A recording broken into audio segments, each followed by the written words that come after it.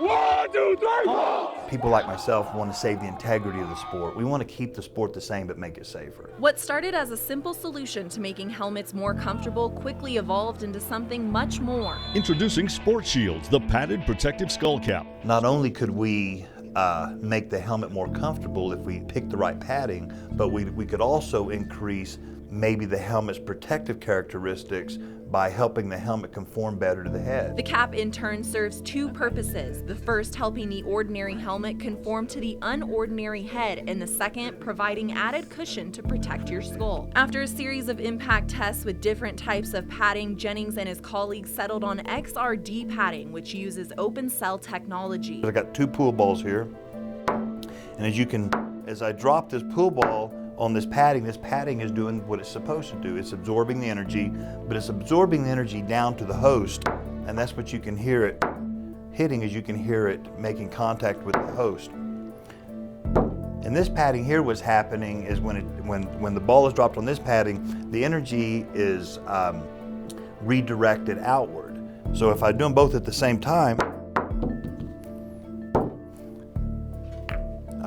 it pretty much speaks for itself. This telling example caught the attention of Douglas County's Brain Injury Resource Team, who deals firsthand with youth concussions. Once a student has a concussion, we know from research that they are significantly, substantially more likely to have another one. Whether it's cycling, skiing, football, or even horseback riding, athletes who wear the cap reduce their risk of a concussion by 35%, according to Sport Shieldz' website. Every collision is different. What we're hoping to do is to make sure that whatever that collision is, we're able to decrease the amount of G-force that's penetrated through the helmet on that particular collision. In Douglas County, between 900 to 1,100 kids suffer head injuries each year, and when they do, the district follows a concussion protocol, which not only involves contact with parents, but academic restrictions. What does the brain do? Well, it thinks, and so we don't want a kid thinking too hard because it activates certain regions of the brain and it prolongs the recovery period. Prior to the sports season, each student is required to take a baseline test which assesses verbal and visual memory, processing speed, and reaction time, all cognitive functions which can go offline when hit. We have baseline data of how a student performs without a head injury, who they are naturally.